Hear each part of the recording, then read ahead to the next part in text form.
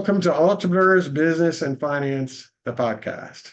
We are fortunate enough on the show today to have Don Short, and he is the founder and co-owner of New Artisan Distillery. The brand name is Roxor. And I was fortunate enough to visit the distillery, which he is sitting in now. That's their nice part of their nice reception area. Behind it, they have a very large warehouse, which he'll share with us. But we got a tour of that. And it was an Emory University alumni event. His wife went to Emory. We haven't spoke about this yet, but we think we'll probably know some of the same people because we were there around the same time. And Don has had an interesting career and very successful career that included business all around the world prior to starting this distillery that led him to, upon retirement from his first career, to start a second career, retirement career, passion project, money making too. And that's what we're excited to hear about today. So welcome to the show, Don. Henry, thank you. Thanks for having us. It was great to have the Emory alumni. That's our second time that you guys have come over. And it looks like we may make it an annual event. So everybody had a great time. And it's just a joy. My wife did go to Emory, and so she is passionate about the university. And I've done some work and spoken at the university a couple of times at the Goizueta School of Business, which sort of links me to my career. So after college, I graduated, and then I became an entry-level employee for the Coca-Cola company. And I had the coast of South Carolina as my territory, which indeed was a beautiful territory. I moved about 7 times within the United States, ending up in 14 years as the vice president for the 7 or 8 state area outside of Dallas. And we manage the food service business. So it's interesting in that it's a binary sale. You generally will have Coke or have Pepsi. You tend not to have both machines in the same location. And so I think that pretty well honed your sales skills as you really are fighting to keep an account, you're fighting to gain an account, you're fighting not to lose an account. And so you become very hyper-focused, and indeed the cola wars were real, very real in the United States. So in 1992, though, I was in Dallas and I got a call one night, and it was a friend from Tokyo who said, "Would you please come move and take a more senior role in Japan?" I flew over the next week and agreed to do it, and incidentally, Ann and I got married just before, and so we began our life in Japan. So it was a wonderful start there. So I was a senior VP, ran all of sales for Coca-Cola Japan, which is a billion-dollar-plus business that launches 100 new products a year. So, and it's a business that we think in the United States of Coke or Diet Coke or Sprite, that business 25% is coffee, 25% is tea, 25% is carbonated soft drinks, and 25% is all other. So it's a very unique and very diversified business and highly profitable, needless to say. After that, I was there almost 5 years and got a call and was asked if I would move to India. To demonstrate our family's flexibility, I moved from Japan to India is about as diverse as you can get. But we said yes, and we had a young family at that point, 2 young children, but off we go to India, and I was president and CEO for Coca-Cola India for 3 years. It was a very unique situation. Some previous CEOs had really wanted to push Coke as the primary product. And it turned out in that market, we owned Thumbs Up was a spicy cola. We owned Limca. We owned a variety of other products.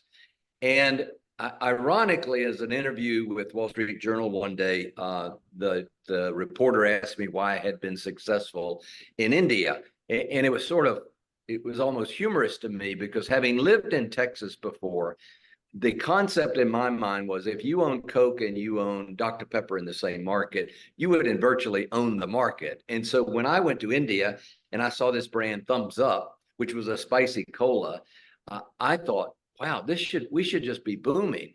And so in a market where most of the money had been put on Coke to advertise, I split the budget in half and gave half to both Coke and half to Thumbs Up. And it turned out they both started growing. So I don't know that I was that smart, but I certainly had some background history that led me to believe that we should in fact, embrace a national brand that we now owned. And so that, in fact, is what I did. So we lived in India for 3 years, lived in Delhi. We were in a pathway of repurchasing all of the franchise bottlers, or most of them. And so there were highs and lows, but overall, it was a wonderful family experience. I then we moved to London after that, and I was CEO for Coke Africa and the Middle East. And so in that role, a more senior role, and there were only 5 group presidents in the world. So having Africa and the Middle East was pretty unique. In general, I would go, if I was in Africa, I'd go see the president of each country as sort of the first stop as I enter that country. And that's really, let's focus on that a second, because that is something you mentioned when we were talking the other night. And that gives you the magnitude of the scale of employment and impact that Coca-Cola has had on the world. I mean, part of the reason I went to Emory is because Coca-Cola's founder, Woodruff, had just donated $100 million. And my sister was there and said, hey, Atlanta's growing, you ought to check out Emory. I mean, the impact that Coca-Cola's had around the world, and your impact is part of that country, part of that company, in countries like Africa, where you go into a country and the president of that country meets you. I just didn't want that to slip by, because that's kind of a pretty astounding fact. Right. Let me give you a kind of an interesting story, and it gets to the point that you just made. I was in Ghana, and I go to see President Jerry Rawlings, who's the president, and we go to his estate, and it's out on the waterfront. And it was a little bit staged in that I knew what he was going to say to me, and I knew what I was going to say to him. But for the press, this became important. So I walk in, we greet each other, and he said, I want you to know that you created 7,000 jobs last year. And I said, Mr. President, I couldn't have done it without you. So the interesting story was, he had given us 7,000 street corners without a real lease applied to those street corners. We had then gotten 7,000 card tables, 7,000 igloo coolers, 7,000 umbrellas, and we bought a crate of Cokes. Everything, 90% of the business was in returnable glass bottles in the old wooden crates that you remember. So we bought 7,000 people that didn't have jobs a crate of Cokes, and we got them a nice source so they could chill the Cokes. They sold the first crate of Cokes, and that gave them enough revenue to buy the second crate of Cokes, which in fact created 7,000 jobs. So sometimes it's just, people think of Coke as just the sugary product sometimes. And one, the portfolio is very diverse these days. But secondly, it's a lot of goodwill as you're the largest employer in Africa. So you have to be a part of the community and work hard at doing the right thing. And so I think we did that. So I stayed there, and I got a call. Coke was going to do a joint venture with Procter & Gamble, and they were both putting Minute Maid assets in there, Pringles, Sunny Delight. And so I was asked to be the CEO of this new company, $5 billion company. It fell apart during valuation, and our chairman said, well, you're already in the US now. Why don't you like healthy things? Why don't you just go to Minute Maid? And that was in Houston. And so I went to Minute Maid as the CEO there. And it was there that we were hiring a lot of PhDs to do clinical work, and we made products like Minute Maid Heartwise that had plant sterols to lower your cholesterol. So I had a diverse group of consultants as PhDs. One of those guys was Robert Del Grande, who is a well-known James Beard awarded chef, but he has a PhD in biochemistry. And so he was one of our consultants, and turned out he's one of my best friends. And so I'm reaching then the age of 54, 55. And so I've decided to retire, and that's after 31 years at Coke. And so I have a conversation with Robert over lunch, and I said, I don't think I'm really going to retire. I think I've got to go do something else. I don't think I can play that much golf. And would you like to do something with me? If you'll do the science, because you got a PhD, I'll do the marketing. So he said yes. And so we started down this pathway almost 15 years ago. And I looked at a couple of different products, but with Robert, I was thinking of alcohol And I didn't care if it was beer, wine, or spirits. And so after long discussions, we decided that we would sort of enter the spirit space. And there were a couple of reasons behind that. Generally, I thought beer was kind of, craft beer was oversold at that point. I actually thought the same of wine, and I thought spirits were still growing quite nicely at that point. Secondly, if you think about beer bottles or beer cans or wine bottles, generally they're generic and you differentiate your product with a label. And so, but with spirits, you're able to customize your product. And so for me, that was sort of an intriguing idea because as we grew up at Coke, when the lights go out, when you reach in your fridge, you'll know the Coke bottle by its contour shape. And so likewise, I felt like a spirits bottle, we could kind of own that uniqueness of a package so that, again, when the lights go off, you would feel this package and show you. I'm going to pick up the bottle just to give you an idea. Yeah, please. Yeah. So Robert and I had one agreement. The agreement was this: we won't call any consultants and ask for help because we had been both had long careers, and we wanted to see if we could build a brand by ourselves without a lot of help.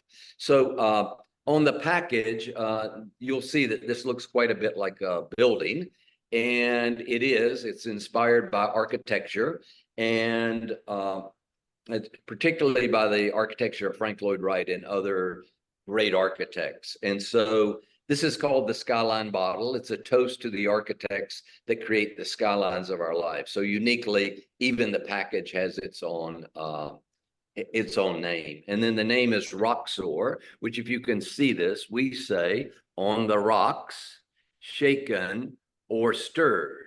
And so that's the idea of helping people pronounce it. And it's a nod to the cocktail culture. So this happens to be Texas First Gin. The second product we made was a very unique botanical bourbon. As you look around the distillery, the tasting room, you would be seeing green drapes, green furniture. So there's this idea of greenness. And the strategy of the company is, how can you use real plants to make better spirits? I could make this gin probably with an eyedropper, with some juniper extract and some other plants, but we choose to use the real plant, and that's simply by design. And we do think that, in fact, it gives you a better product. So Robert has gone down the pathway to create each of the products. I've gone down the pathway to create the packages. For the bourbon, for example, I've taken the same concept, but I've just put it on a larger footprint, and that allows us to squat it down to look more like a decanter, whereas you see the gin bottle, of course, is going to be a lot taller. So those are the first two products we created. And again, you can see the plan idea coming through. The final one that we've just finished and is just being released now is called Fleur de Vodka, Flowers of Vodka. So we've actually distilled a super premium neutral grain spirit with flowers, and then we add minerals back to the water for a little texture and mouthfeel. So very unique product, taste test against Grey Goose and Belvedere, and our vodka holds up quite well against anybody. So that's a little bit about the brands, about my interaction with Robert. Again, it's just our skill sets are so diverse that we don't step on each other at all. In fact, we just complement each other, I think, because I'm more on the marketing side and he is really on the science side. And he comes for every distillation, and he runs the stills with a deft touch. It's just, I'm amazed at how he can do that. The still, as we mentioned, is right behind you because you're in a fairly large warehouse building with a nice office in front. And how many thousand square feet do you have space you have back there? We're 7,500 square feet, about 1,000 up front, 1,200 up front, about 6,500 in the back. I think I'm going to be able to just grab my computer and kind of at least give you a look in the back. Would that be helpful? That would be very helpful, yeah. Yeah. Because it's really neat to see all that equipment. It's beautiful equipment. Yeah, let's see if we can do this. If I can pull this off. Okay, we have a large garage door, which I'm heading back toward. It's Monday morning early here now, so we're just sort of getting going. But we'll open the tasting lounge this afternoon. temperature in Dallas is hot today. So back of the warehouse is not air conditioned. But can you see this still? Yeah, we see the still. Yes, Yeah. sir. That's a 300-gallon combination still where the kettle sits on the left, the column sits in the middle, and then we have a large 700-gallon mash tun to the right, and that's where we will make bourbon, although today we're bringing bourbon in directly from a very large bourbon maker. This is also event space, so weddings, funerals, you name it, we have them here. And on this wall, you're going to see fermenters. That becomes important in the bourbon making process when you make bourbon from scratch out of the mash tun. We do all the labeling here. This is a labeling machine over to the corner and hand bottling. So literally all of these products, we touch every bottle more than once usually. Back in the tasting lounge, I'll just give you an idea of the merchandise room. So lots of stuff as guests come in, they're able to buy up to 4 bottles, and we have everything from barrels to hats and shirts and decanters for everybody. How's that, Henry? Does that help? Yeah, it's terrific. Yeah, it really helps a lot. Yeah. And what I was interested in, among so many other things, was that this is a unique product. You're actually adventuring into some new territory, using the real plants, and the taste of the gin was, for my flavor, the best I've tasted, and it wasn't like anything else that I'd had. And I'm not a heavy drinker, but if I do drink spirits, gin is one of mine, and I really just liked it. Yeah, maybe I'll give you a little background. So as it turns out, Robert's wife doesn't like gin. And so one of our ideas was, let's find a way to appeal to someone who may have had a bad gin experience, which happened a lot in college, a lot by kids drinking their dad's gin, which might not have been very good. So the first thing we do is we're taking fresh grapefruit and lime peels, and we take that from a local juice company, Buddha Juice, which I'm on their board. And so literally they're squeezing juice for HEB, and I'm taking their used hulls, which is still where all the flavor is. And so those used hulls we steep for 14 hours or so with all the other botanicals. But it gives the gin a citrus note on the aroma when you smell it. Usually gin smells like juniper berry, which is sort of like a Christmas tree. And if you ever were sick from a bad round of gin, it just is not something you want to go back to. And so by giving it the citrus nose, you sort of change the perception of the consumer immediately right out of the box. And then he's found a way to use 12 plants and to have it at 90 proof, to still have it be remarkably smooth, so that when you taste it on just a cube of ice, it's actually very consumable and very flavorful, and it doesn't have the harsh bites that some gins might have. And so that's all by design. One of the things too that I think you're a modest man, and CEO of a huge division of Coca-Cola. I believe you said one of the 5 CEOs of multiple territories, and then of course India, the population is so big. Right. There is a whole marketing thing. Obviously, you've got to get the word out with any product, but you also have to know how to make these bottles. You also have to know how to find all this equipment and do the accounting and the shipping. And there is a business aspect to this too. It's not, you just can't make it and market it. Someone has to actually run the business aspect of it as well. And I think that might have even been I thought we should stay in beverages because I felt like I knew beverages, and in some ways that helps a lot. Turns out the distribution system is somewhat different in that distributors are really strong.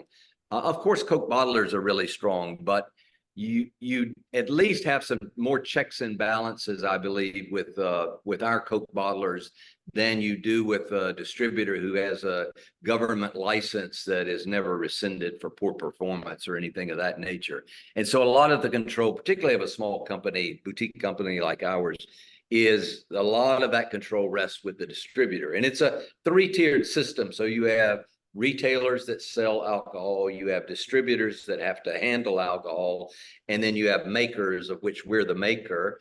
But you have to have that three-tiered system, and one part of it is not supposed to be engaged in the second part. They're supposed to have firewalls to keep everybody separate. And but nonetheless, you have to go figure out the system and make it grow. And then we see what's happening now is that we're able to sell online to about 40 states, and so that's helpful to get directly to the consumer also, as well as being in retail stores and restaurants and bars. My questions I like to ask is, what are some of the challenges that you faced? That sounds like that was one of them. Yeah, I would say. Going to a new. Yeah, that's probably the largest. How do you get,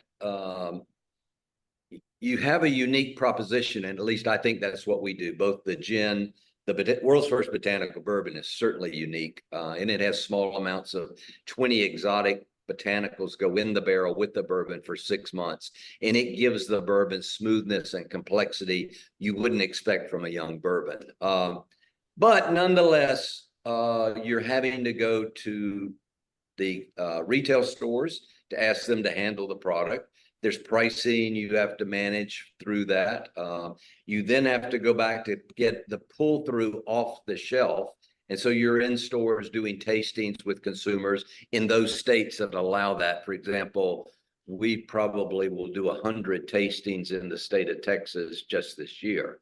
And so with that, myself or one of our reps or somebody we hire to go out for 3 hours and just taste the product with consumers and give them the chance to buy it. So that's how you're slowly building. This month, we have a billboard that's within 5 miles of the distillery. It's pointing the way to the exit to come to the distillery for a visit, because this tasting lounge, this is a perfect venue for us to tell our story. Again, through the plants, they get to see it, they get to smell them, that sort of thing, to the experience in the back, and then to have cocktails in the room, and then to take bottles home with them. Those are all, that's one of the big advantages of that. And the government has given small craft spirits companies an excise incentive to allow us to invest in our brands and that sort of thing. So that's a very positive. I would say the distribution is probably the hardest, because you can't self-distribute. And so that's been one of the more difficult. Through COVID, I really didn't have a lot of problem with glass. We make the glass in Mexico City by 3 artisan brothers who make mini tequila bottles.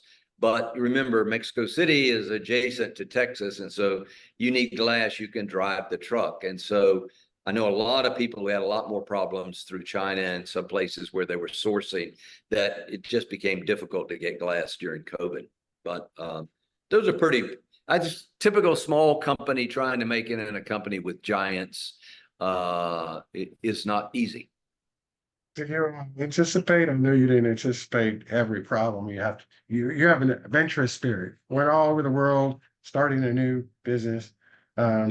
Is it harder than you thought it would be? About the same, or did you anticipate a lot of these issues? I think it's harder than I thought I would guess. It was harder than I thought. And yet maybe it's more rewarding, because our fingerprints are all over the package, the recipe, and everything. And I think we built a highly differentiated brand, and of that, I'm proud of that. And so it makes the effort worthwhile, I think. Again, this was not going to be a job that was just my daily rigor, and it was going to be, let's just go keep slugging at it. It was, let's have some fun while we do it. And so I think maybe one of the most rewarding is now we've owned the distillery 3 years, and to watch guests come in and to be able to talk to them. And I mean, touch wood, we have only 5-star ratings by consumers right now, and we have a lot of feedback from consumers. And as you go on Google Maps, you'll see they're all 5-star ratings, or if you go on Yelp, all 5-star ratings. And so we feel very fortunate, and we feel like we're communicating and we're being hospitable. And and the guests are reacting that way. So it's been hard work and a lot of fun. Sure was the great thing. Well, and like you say, better than too much golf for sure. Yeah, right. Right. Did you ever, when you were, you grew up in the US, right? We didn't speak specifically about that. I grew up in Uh, North Carolina. North Small Carolina. town. Yeah. So did you ever think that you would be you must have been somewhat ambitious, but either president of Coca-Cola or owner of a distillery or an entrepreneur or when you were growing up? Or Beyond my wildest dreams. beyond your wildest I think I dreams? did indeed want to move out of my small town and try to make my way in life by moving around a bit, and I didn't want to stay pigeonholed, and I just chose that. But as you know, as a young man or as a kid, you just have to go for it and see where it takes you. And so I feel very fortunate. Yeah. That'd be some advice you would pass down because you've had a very successful life and you're continuing with that Yeah. success to take some chances and go for it and move Yeah. around. Yeah. And a lot of young people that come through here, they ask me that. And one of the first things I say is, if you get the chance to go abroad and work, unless there's some really unusual circumstances, I would jump at the chance. And I would jump at the chance because becoming a minority in a marketplace is good for you. It helps you understand yourself better, and it helps you place a little less importance on who you think your culture has given you. And you can see the world through another person's eyes or another population. My kids never had any prejudices. They were children of the world. And, we just didn't think in terms of prejudice. We thought everybody's the same and we just want to work with everybody. So that's usually my first bit of advice to any young person as they're coming out of university or in their first or second jobs in a career, is when that opportunity comes to move abroad, I would suggest they take it. Well, that's terrific advice. I mean, I feel fortunate. I grew up in the Washington, D.C. area. We had people from all parts of the world coming in and out of our schools, our neighborhoods. I was fortunate enough, our parents did take us abroad as well, partly for that reason, including to Africa. And as a young kid, that's quite an experience. It does change your perspective. Even Right. though we've met Africans from Africa as well as African Americans in the neighborhood and at school, when you go to the country, it's different. So it we're really a fascinating career, and you're continuing fascinating things. And it is a lot of fun to come to your distillery. So I recommend to anyone, new Artisan Distillery. It's easy to get to if you're in Dallas. It's centrally located off major roads. If you come in for a trip or a business or you want to have an event, uh, and uh, and you want to hear and meet a very successful businessman and a unique product. Because, like I said, I've never tasted gin, anything like that, anywhere. And I'm not as familiar with bourbon, but that was also very different. Yeah. Good. Good. Yeah. Henry, thank you for having me today. It's great to talk to you and great to meet you at the distillery. So let's stay in touch. We will stay in touch. Again, the new Artisan Distillery, you can Google it online. And Don Short, thank you so much. Thanks. So thank you, Henry. Take care.